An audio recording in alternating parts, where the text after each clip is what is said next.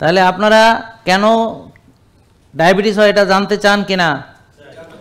আচ্ছা, ডায়াবেটিস হওয়ার মূল কারণ হলো, ধরেন একটা লোক সে খাইছে, বেশি খাইছে, কিন্তু সেটাকে শক্তি হিসেবে ব্যবহার করে নাই, জমা করছে। তো যারা বারবার খায়, ব্যায়াম বা কায়িক শ্রম করে না, তারা কি করে? জমা করে। তো আস্তে আস্তে জমতে থাকে, জমতে জমতে একসময় এত জমে যায় যে রক্তের চিনি কোষে ঢুকবে এরকম কোনো অবস্থা থাকে না, তখন রক্তের চিনি বাড়তে থাকে। এই রক্তের চিনি বাড়াকে ডায়াবেটিস বলে। তাহলে ডায়াবেটিসের মূল কারণ হলো কোষে জায়গা নাই। কোষে জায়গা নেই কেন বলেন? চর্বি জমেছে। চর্বি কেন জমেছে বলেন? আমি জমাইছি। তাহলে চর্বি জমাইতে হলে কি করতে হবে? টেনশন করতে হবে বেশি বেশি করে। চিনি জাতীয় খাবার, processed food, ultra processed food খুব বারবার বেশি বেশি করে খেতে হবে। তারপরে অনেক টেনশন করতে হবে, রাত জাগতে হবে, কিন্তু ভুলেও ব্যায়াম করা যাবে না। আর অনেক ব্যস্ত থাকতে হবে, বলতে হবে আমার কোনো সময় নেই, আমি নিজেকে সময় দিব, এত সময় আমার নেই। অনেক ব্যস্ত থাকতে হবে এবং খুব টেনশন করতে হবে, এবং রাত্রে অনেক দেরি করে ঘুমাতে হবে, আর অলসতা করতে হবে, বিলাসিতা করতে হবে, আর শুধু টেনশন করতে হবে, আর শুধু খেতে হবে। এই কাজগুলো আপনারা সুন্দরভাবে করতে পারলে ডায়াবেটিস হয়ে যাবে, কোষে চর্বি জমে যাবে, তারপরে রক্তনালীতে চর্বি জমে যাবে, প্রেশারও হয়ে যাবে।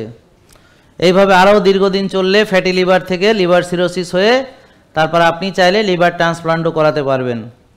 এছাড়া আপনার যদি হার্ট অ্যাটাকের ইচ্ছা থাকে সেটাও আপনার পেয়ে যাবেন, কারণ রক্তনালী ব্লক হয়ে যখন এই রক্ত হার্টে যেতে পারবে না তখন আপনার হার্ট অ্যাটাক হবে, আপনার সেই আশাও পূরণ হয়ে যাবে। এছাড়া যদি মনে করেন আমার প্যারালাইসিস হতে হবে, হ্যাঁ ও প্যারালাইসিস হয়েছে আমি হতে পারছি না কেন, তখন আপনি আরও অনিয়ম করবেন বেশি বেশি করে করে ব্রেনে স্ট্রোক করবে, ব্রেনে রক্ত যেতে পারবে না, তারপর আপনি দেখবেন এক অঙ্গ অবশ হয়ে গেছে, নাড়াতে পারছেন না, প্যারালাইসিস হয়ে বিছানায় পড়ে গেছেন।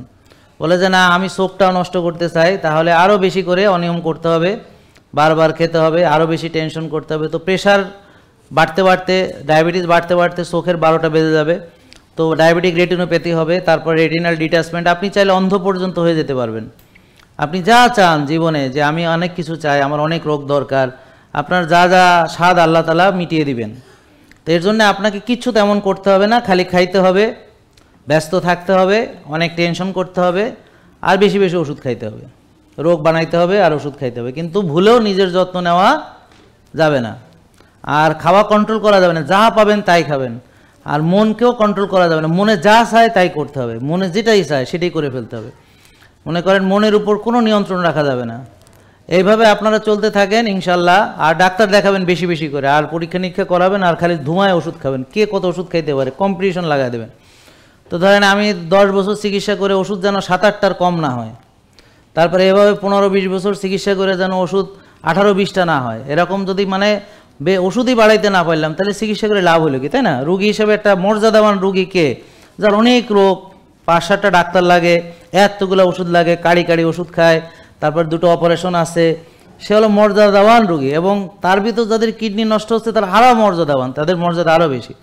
আর যে একই সঙ্গে ব্লাড প্রেশার, হার্ট অ্যাটাক, তারপর কিডনি নষ্ট, লিভার ড্যামেজ করতে পারবে, চোখ নষ্ট করতে পারবে, সে তো মহা রুগী, শ্রেষ্ঠ রুগী, রুগী সম্রাট মনে করেন, বা রুগী সম্রাজ্ঞী। তো এইভাবে আপনারা চেষ্টা করতে থাকেন, ইনশাল্লাহ একটার পর একটা রোগ আসতে থাকবে, বাড়তে থাকবে। এটা হলো আপনার ধ্বংস। তা আপনারা যারা শখ যে আমি ধ্বংস হতে চাই, তাদের জন্য উপায় আছে, আল্লাহ তাআলা কাউকে নিরাশ করেন না। আর যারা ভালো থাকতে চান তাদের জন্য উপায় আছে, কিন্তু ভালো থাকাটা আসলে সুস্থ থাকাটা মানে অসুস্থ থাকার চেয়ে আসলে সহজ, কিন্তু এইটা শয়তান আপনাকে বিভ্রান্ত করবে, শয়তান দেখাবে যেন এটা অনেক কঠিন।